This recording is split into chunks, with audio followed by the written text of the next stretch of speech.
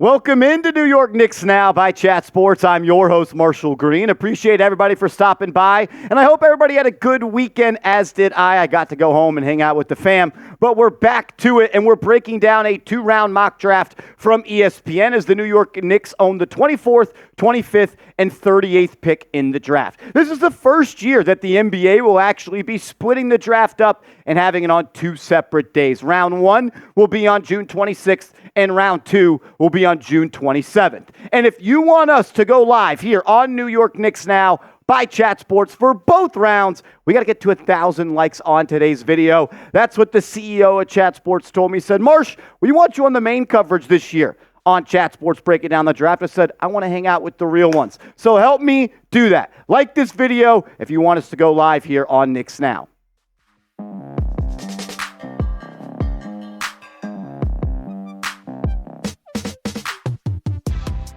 There's been a lot of talk on what the New York Knicks are going to do in the NBA draft. Are they going to make their picks? Will they package their picks together to move up into the NBA draft? Will they trade those picks for a proven star? And if I had to make any sort of guess or prediction on what I think is going to happen, the New York Knicks are not going to select three rookies this year. Yes, they have three picks, but I believe that there will be some sort of move, whether that's trading out of this draft for next year's draft picks or packaging and moving up. Any way it happens, I just don't see the Knicks making three picks. But they own them right now, so let's break down this mock draft from ESPN. And with the first pick that they have, number 24 in round one, the Knicks select the big man out of Baylor, Yves Missi. And this is a very interesting prospect. We'll break him down, and let's just go right to what ESPN had to say about Missi. Quote, the Knicks are understandably looking into trade scenarios involving their two picks in the 20s as they work to prolong their current competitive window. Missi is in play all over the first round for teams searching for depth at center with his tremendous physical profile at 6'11" and 223 pounds, making him an interesting long-term project as a vertical spacing big man. It's going to take him some time to contribute, but he could be a solution for the Knicks as insurance with Isaiah Hartenstein headed into NBA free agency. And I actually like the fact that the New York Knicks are, I guess, rumored to be in the search for a big man. As we know, Hartenstein is a free agent, and the Knicks can only offer him 4 years and $72 million, and Mitchell Robinson had an injury-riddled season. So adding a big man that possesses the traits that Missi does at almost 6'11", 229 pounds, with a 7'2" wingspan at just 19.4 years old, I think makes a lot of sense. If I had to say the type of player he is, he's got a little bit of Mitchell Robinson in him. I also see some Clint Capella, and then I also see some Jalen Brunson, where he is just the most athletic player on the court. Not an offensively skilled big when it comes to shooting the basketball, but he is a strong presence in the paint, more so face-up, not really a back-to-the-basket game. Extremely athletic, though. This guy can jump out of the gym. He is a lob threat at all times, and maybe could be a Mitchell Robinson replacement. The Ringer does an awesome job of breaking down these prospects, and here are some pros to Yves Missi. Quote, he is built to thrive in any defensive scheme. With a strong frame, vertical pop, and long arms, he offers rim protection, whether he's dropping in the pick and roll or sliding over as a help defender. He's also alert and quick, making him a threat to disrupt on the perimeter. He can rack up deflections and steals or switch screens to defend multiple positions. He has the hands and coordination to catch tough passes, absorb contact, and finish. He also has the athleticism to fly up for lobs. He's an advanced screener for his age too, and he always rolls hard. He's a relentless rebounder, posting a prolific offensive rebounding percentage for a potential first-round prospect. On defense, he consistently boxes out despite having the inherent athleticism to sky over defenders. If that is not a Tom Thibodeau big man through and through, I don't know what is. You talk about the rebounding ability, his ability to also be a versatile defender on that side of the court. He can switch on to guards in a pick and roll, and he excels in drop coverage. And we know Tom Thibodeau is the king of drop coverage. The Ringer says he has shades of Jalen Brunson, and they pretty much say he's a high flyer who can punish the rim on offense and protect the paint on defense. They call him a lob threat, has great shot blocking ability, rebounding, and he's a strong hustler.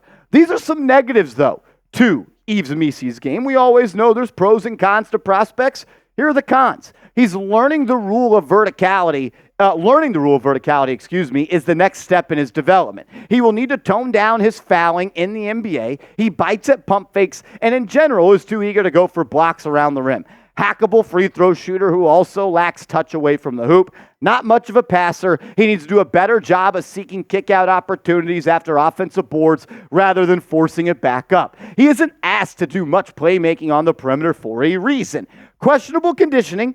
He plays just a hair over 20 minutes per game. He'll need to prove his full throttle style of play can translate with a more significant workload. And you're always going to see that with players going from college to the NBA. They got to get in that NBA shape. Instead of a 30 or 40 game season, you're expected to play 82 and then maybe another 16 plus in the playoffs. Talked about how he played just over a hair of 20 minutes per game. He actually played almost 23 minutes per game a night, and he gave you 10.7 points per game, 5.6 rebounds, a block and a half. We talk about the athletic ability that he has and really just the skill set to be a high flyer on offense. He also can sky for blocks. I think it's a perfect pick for the New York Knicks. In the Ringer, they have compared him to Jalen Brunson as well, just that big-bodied, athletic center. I don't think he nearly has the touch that Brunson has. Not saying he has a lot of touch either, but we've seen him finish around the basket at a higher rate than I would expect Yves to be able to do early on in his career. But you get a high-flying, shot blocking, rim protecting, rebounder offensively and defensively to the Knicks at the center position, as you may lose Hartenstein in free agency or you may trade Mitchell Robinson. We'll break down pick 25 and pick 38 in the draft coming up in a second. But if you're looking for the best Knicks offseason coverage, subscribe to the channel today. We put out free, informative, entertaining updates every day on the Knicks. So if that's what you're looking for, go right now and hit that big red sub button and join us as we break down everything Knicks this summer. Alrighty, with the next pick that the Knicks had, which is right after pick 24, they have pick 24, 25, and 38. They select the Big East guard, Tyler Kolek, out of Marquette. And this was a very interesting pick for me.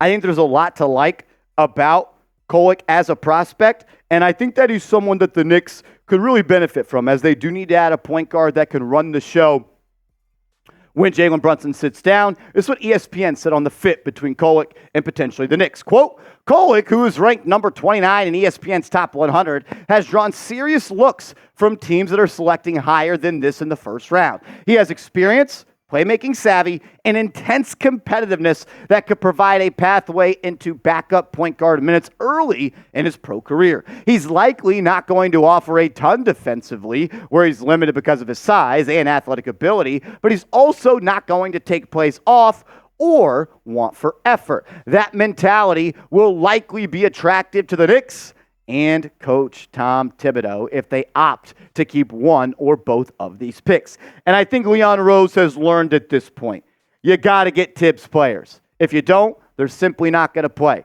And we talked about Missi being a Tibbs guy. Tyler Kolek is also a Tom Thibodeau guy. And it was an extremely colorful career for Kolek. It's the guy that was the 22-23 Big East Player of the Year. He was all Big East first team that season. All Big East first team selection, unanimous. Then he came back this year and he was named a finalist for the Bob Cousy Award, named Big East Player of the Week 2 different times. He was a unanimous all Big East first team selection. He has had a very, very great college career. And after winning the Big East Player of the Year in 2022, he upped his game a little bit from 12.9 points per game to 15.3, 7.7 assists. That is extremely high for a college guard. He can be the guy that generates offense and gets the ball to his playmakers in good spots where they could be successful. The question is he an NBA player? Can he translate with the limited ability on the defensive end? We're going to break that down in a second. But first, I got to give a huge shout out to today's sponsor, Prize Picks. Go to prizepicks.com/CLNS and use that promo code CLNS. And Prize Picks will match your first deposit up to $100. With Prize Picks, you could turn $10 into $1,000 in a single game watching your favorite sports this summer.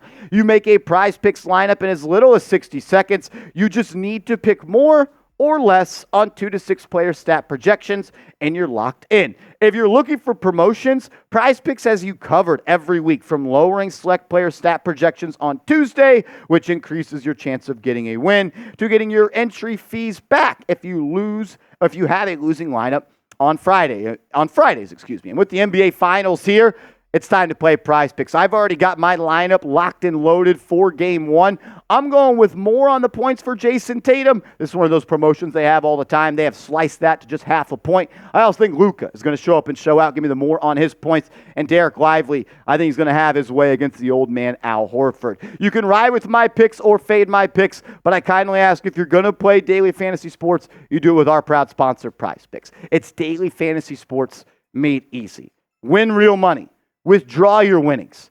All you got to do is pick more or pick less. That's prizepicks.com/CLNS and use that promo code CLNS. All that information will be clickable down in the comments and description of today's video. A little bit more in depth on Kolek. He's 6'1", 197 pounds. Not the most athletic guy, and he's limited in his size as he's shorter than 6'2", and he has a wingspan less than 6'3", and he's already 23 years old. He was a 4-year college player, got started at George Mason, spent those last 3 years at Marquette, where he really put his name on the map.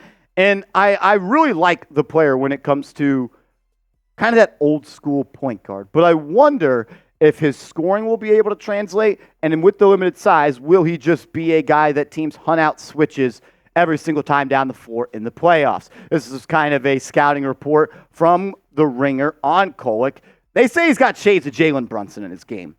I'm going to be honest, I don't see it whatsoever. Outside of the fact that he's a lefty, undersized point guard from the Big East, I don't see any Jalen Brunson in Kolek's game. I do see some Goran Dragic, who they also compare him to. I'm sure people will also compare him to TJ McConnell for obvious reasons, but I don't see him as that type of player. I see him more of like a super discounted version and then like sent to a factory and then discounted again like Rajon Rondo. He wants to pass the ball. He wants to get his guys in open spots. He's a floor general. He can control the pace of a game, but don't look for him to score all too much, despite the fact that he's averaged over 15 and 17 points the last 2 years. Here are some pluses when it comes to Kolek's game from The Ringer. It says he's a high-field point guard who can play quickly, slowly, and at every speed in between, both out on the break and in the half court. He uses dribble to create angles for perfectly timed passes to cutter and shooters. He loves attacking the basket with his lightning quick first step and burst. Though he's a below-the-rim finisher, he's incredibly crafty in the paint,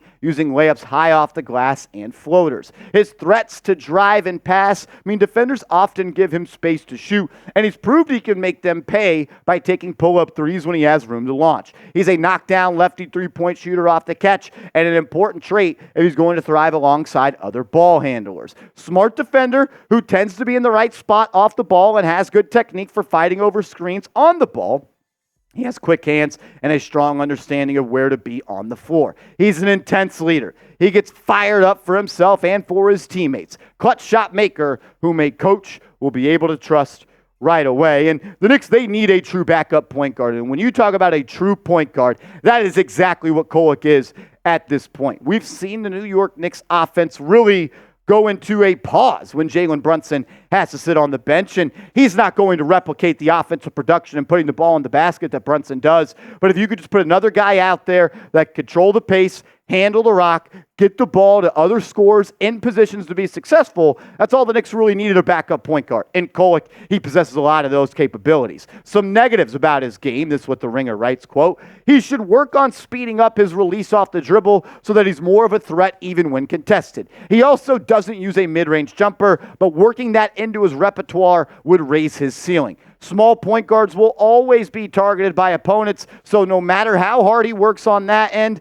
he's going to be put through countless actions. And I do worry about his defense. Lack of size, lack of athletic ability, but I don't doubt the IQ. And when you find people on defense that are willing to work hard and they think a play ahead and they see what's going to happen before it happens, he's never going to be an All-NBA guy. He's never going to be a stopper. But can he just be adequate at that level? If he does, I do see a long backup point guard career in his future. And no prospect at pick number 25 is second. Yves Missi doesn't have much on the offensive end, not really in the best shape or something people think about. And for Kolek, it is what it is. Not the most athletic player, but that hasn't stopped him from having some success at every stop of his career.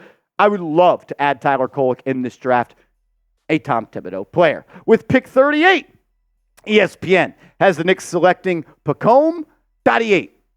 I practiced that name 1,000 times before today's show. I still don't know if I'm saying it right, but that's my best effort on that. This right here, though, this is a purchase of a lottery ticket. You are hoping that you hit on a player and in 3, 4, maybe even 5 years is someone that could be in your rotation. Here was the full blow-up of the Ringers draft profile on Pacôme. And I'll just read this as we go. He's a skilled teenage Frenchman who displays raw go-to scoring upside. They say that he's got a pull-up threat off the bounce, and he's an off-ball mover. I went and watched some tape on him. For his age, at just 18 years old, he's extremely skilled on the offensive end. I don't know how great the competition level was in the videos I watched, so I'm not going to say he's going to come over and be an immediate scoring threat. But he's a skilled shooter off the dribble. He's comfortable pulling up from mid-range, whether it's stopping on a dime or stepping back. If he extended his range, he could become a major scoring machine. Good shooting potential off the catch. He isn't yet a knockdown guy, but has smooth form and soft touch on free throws and layups. Decisive attacker off the dribble with a good first step and the burst to turn the corner. He's capable of finishing comfortably using either hand with touch layups or finishing with power when he has room to take off. He displays good vision for finding his teammates. His IQ shows when moving without the ball. He has a feel for getting himself open using relocations around the perimeter and cuts to the rim. He'll pounce on the mistakes made by defenders. Long-armed wing with a strong, wide frame and the upside to defend multiple positions as he matures physically. He's 6'8", 210 pounds, has a 6'8" wingspan, so not really going to be an elite defensive prospect. Shot just 35.8% from three last year. Some minuses, a little sloppy with the ball. He makes inaccurate passes, telegraphs the ball to his teammates, and lacks awareness when defenders are lurking nearby as he handles. So kind of a draft and stash. Maybe he doesn't come over right away, or maybe he does. But if you select Pacôme Dadiet, maybe you're going to get a guy down the line that can give you 8, 10, 12, 14 points a game in the prime of his career. This is what your mock draft is looking like, though, according to ESPN, if you do use all three picks. Yves Missi, the big man out of Baylor, the floor general, and Tyler Kolek out of Marquette, and the Frenchman, Pacôme Dadiet, in the first and at the beginning of the first round. That's a priority pick. You got the 8th pick in the second round. You need to find a player that can contribute, whether it's now or later. I like the potential of Dadiet. Grade this mock draft for me, though, in the comment section. Get out your red pen and let me know what you think. Again, I do not think the Knicks will take 3 players, but if they do, and then come out with this crop, I want to hear from you. What would be your grade of this mock draft? For me, I would give it a B. I think you get 2 players that could instantly be in your rotation in Yves Missi and Kolek, and then maybe you hit on Pacôme Dadiet down the line. But if I'm going into this draft and I'm thinking, what do the Knicks need? Potentially another big to be an Isaiah Hartenstein or Mitchell Robinson replacement, and you need a guard off the bench that control the pace of play and be a floor general. You got both those players in round 1, and maybe you got a little bit of a lottery ticket in round 2. Make sure you are following me on social media. I'm on Twitter. I'm on Instagram. Hit me up over there at @MarshallGreen_.